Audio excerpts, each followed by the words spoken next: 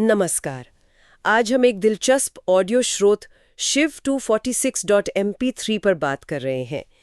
इसमें उपमन्यु बता रहे हैं साधकों के लिए जरूरी संस्कार और मंत्रों की शक्ति के बारे में, जिसे मंत्र महात्म्य कहा गया है जी।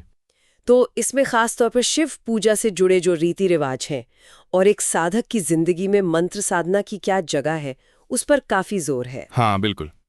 तो चलिए देखते हैं इस प्राचीन ज्ञान में क्या क्या छिपा है। शुरुआत होती है साधक के अभिषेक संस्कार से। जी। स्रोत बताता है कि इसमें एक सजे हुए स्थान मतलब मंडल में कलश पर महादेव की पूजा होती है। हाँ। हवन होता है। शिष्य को एक खास आसन पर बिठाते हैं।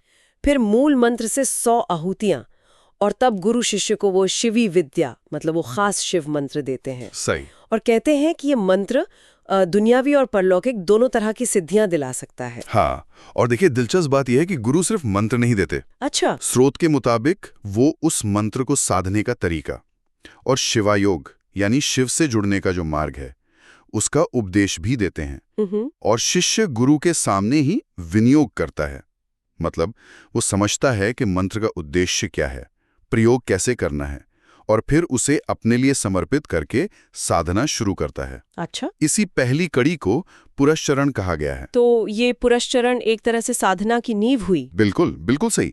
और स्रोत कहता है कि जो मोक्ष चाहते हैं मतलब परम मुक्ति, उनके लिए तो यह बहुत ही जरूरी है। माना जाता है कि ये साधना इस लोक में भी और परलोक में भी दोनों जगह कल्याण करती है। अच्छा। तो ये सिर्फ एक रस्म नहीं है, बल्कि पूरी जीवन दृष्टि बदलने वाली प्रक्रिया लगती है। वाकई।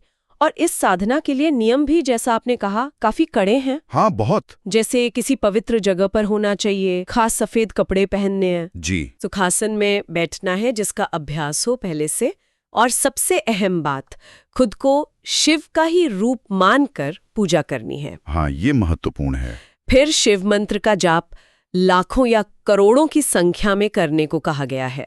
हाँ, स्रोत में 1,50,00,000 या कम से कम 10-20 लाख जाप का जिक्र है। इतनी बड़ी संख्या? जी, ये संख्या ही बताती है कि कितने गहरे समर्पण और एकाग्रता की जरूरत है। सही बात है। और ये सिर्फ बैठने और जाप करने तक ही नहीं है। खाने पीने पर भी बहुत नियंत्रण है ना? हाँ, बहुत। दिन में सिर्फ एक बार भोजन, वो भी ज्यादातर खीर या बिना नमक का अन्न। अच्छा। और अगर ये नहीं तो फिर सत्तू, जौ का हलवा, साग, दही, दूध, घी या फल, कंद, मूल, इस तरह की सात्विक चीजें। और वो भी चुपचाप खाना है। स्रोत कहता है कि भोजन को भी पहले मूल मंत्र से अभिमंत्रित करना है। हाँ। और फिर मौन रहकर खाना है। बिल्कुल। लगता है जैसे हर एक काम को साधना का ही हिस्सा बना दिया गया है। हाँ, सही में। शायद इसका मकसद यही है कि ध्यान बाहरी दुनिया से पूरी तरह हट जाए, साधक अंतर्मुखी हो जाए। और इन नियमों के साथ साथ स्रोत में अहिंसा, क्षमा, मन पर काबू रखना यानी शम, और इंद्रियों पर काबू यानी दम, इन गुणों को भी अनिवार्य बताया गया है। अच्छा। यहाँ तक कि जो नहाने का पानी है उसको भी 108 बार मंत्र पढ़कर शुद्ध करने का निर्देश है। अरे वाह। और रोज पितरों के लिए तर्पण करना है, और शिवाग्नि मतलब शिव के लिए जो अग्नि स्थापित की है उसमें रोज आहुति देनी है। ये सब मिलकर साधक की एकाग्रता और क्या कहते हैं पवित्रता बढ़ाने वाली प्रक्रियाएं हैं। इतनी गहरी और अनुशासित साधना।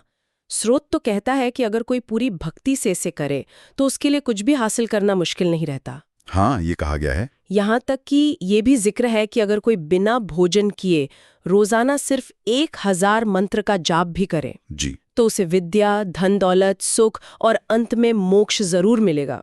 हाँ, एक तरह का आश्वासन है ये कि निष्ठा का फल मिलेगा। बिल्कुल। और ये साधना सिर्फ खास मौकों के लिए नहीं है, ये रोजमर्रा की जिंदगी में भी झलकनी चाहिए। अच्छा, कैसे?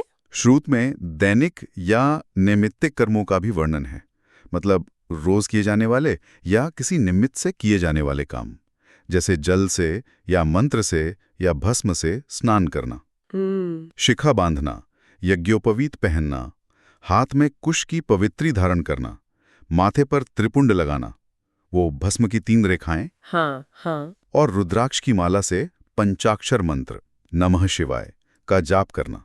अच्छा। ये सब उसी बड़ी साधना पद्धति के ही हिस्से हैं जो साधक को लगातार अपने लक्ष्य से जोड़े रखते हैं। तो कुल मिलाकर देखें तो ये स्रोत एक बहुत ही व्यवस्थित और अनुशासित साधना का पूरा खाका देता है। हाँ, बिल्कुल।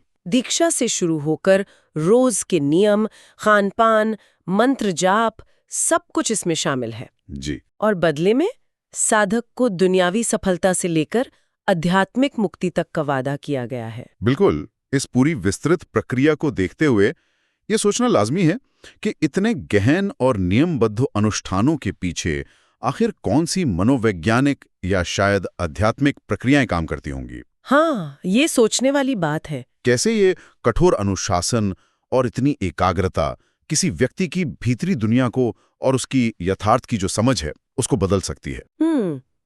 ये एक सवाल है जो इस स्रोत के अध्ययन के बाद मन में उठता है।